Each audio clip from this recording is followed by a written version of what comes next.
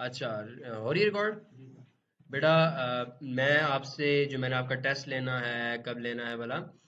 16 नवंबर को। उसमें मैं आपसे कुछ इस तरह से क्वेश्चन पूछूंगा कि ये चेंज भी हो सकता है कि आप स्क्रीन पर 3 मूवीज की डिटेल शो कुछ इस तरह से करवानी है। कैसे शो करवानी है कि शो हो मूवी स्क्रीन के ऊपर, टर्मिनल के ऊपर, मूवी नेम, और यहाँ पर आएगा मूवी का नाम। जो 3 डब्बे होंगे उन तीनों डब्बों की डिटेल्स इस तरह से आपने शो करवानी है।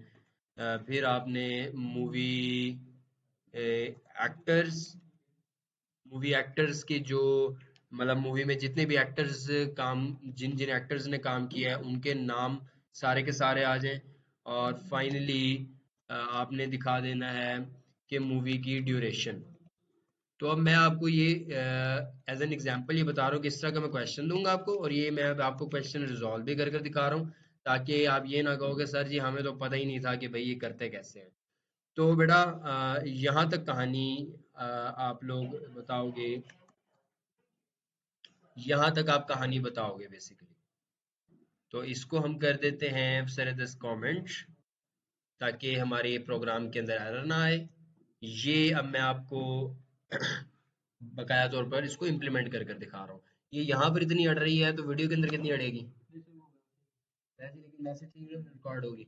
चल, तो अब हमने बेसिकली हमने क्या करना है, हमने 3 मूवीज की डिटेल स्क्रीन पर शो करवानी है।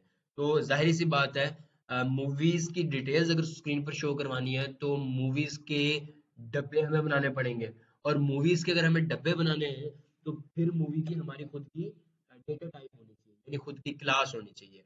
बगैर मूवी की क्लास के आप मूवी के डब्बे बना ही नहीं सकते। तो हम क्या करेंगे, सबसे पहले एक ठप्पा बना लेंगे, जिसे मैं बेसिकली ठप्पा कहता हूँ, लेकिन इसे आप क्लास कहते हैं, ब्लूप्रिंट कहते हैं, टैटू कहते हैं, मॉडल कहते हैं, जिसको जिसके फिर आप फर्दर वेरिएबल्स बना सकते हो। अब ये मैंने क्लास मूवी बना दी है ना, तो मैं इसके फर्दर क्या बना सकता हूँ, वेरिएबल्स कहाँ बना सकता हूँ, मेन गेट में बना सकता हूँ। मेन गेट में किसी भी फंक्शन में या थ्रू आउट द एप्लीकेशन में अब इस मूवी की क्लास से ऑब्जेक्ट्स क्रिएट कर सकता हूँ। ये डिफरेंट टर्मिनोलॉजीज हैं जो प्रोग्रामिंग की जुबान में मुख्तलिफ जगह पर इस्तेमाल होती है। कहीं पर आप इस क्लास को क्लास बोलते हैं, कहीं पर मॉडल बोलते हैं, कहीं पर ब्लूप्रिंट बोलते हैं, कहीं पर मेरे जैसे पेंडू की जुबान में इसे क्या बोलते हैं, ठप्पा बोलते हैं। ठीक है, तो इसकी डिफरेंट टर्मिनोलॉजीज हैं जो आप यूटिलाइज कर सकते हैं। तो अब हमने एक क्लास बना ली है मूवी, और मैं इस मूवी की जो है ना वो डिफरेंट वेरिएबल्स बना सकता हूँ। जैसे मैं कहता हूँ यार मैंने एक मूवी 1 की डिटेल्स मैं सेव कराऊंगा मूवी में। ये मैंने एक डब्बा बना लिया, और फिर मैं कॉपी कर कर यहाँ पर दूसरा डब्बा, और ये मैंने बना लिया तीसरा डब्बा। इन हर वेरिएबल का, हर ऑब्जेक्ट का नाम जो है वो डिफरेंट होगा। तो ये मैंने डिफरेंट नाम भी कर लिए। अब डेफिनेटली ये मूवी की जो क्लास का डब्बा तो बन गया है, लेकिन आप इस मूवी के अंदर कुछ भी सेव तब तक नहीं करवा सकते जब तक आपने उस क्लास के अंदर कोई डिफरेंट वेरिएबल्स नहीं बनाए होंगे। तो मूवी की क्लास में अब हमें वेरिएबल्स बनाने पड़ेंगे, ताकि हम मूवी 1 के डब्बे में, 2 के डब्बे में, 3 के डब्बे में डिटेल्स को क्या कर सकें, सेव करवा सकें। तो अब हमें बेसिकली, हमने स्क्रीन पर हमने अपने क्वेश्चन को देखना है। हमारा क्वेश्चन कह रहा है कि भाईजान मूवी का नाम हो, मूवी के एक्टर्स हो, और मूवी की ड्यूरेशन हो। तो हमें पता है कि हर मूवी का जो नाम है वो बेसिकली एक स्ट्रिंग फॉर्मेट में होगा। तो मैं एक लिख देता हूँ, स्ट्रिंग मूवी का डब्बा बना देता हूँ। स्ट्रिंग मूवी, कोई इस डब्बे का नाम दे देता हूँ स्ट्रिंग मूवी नेम के नाम से।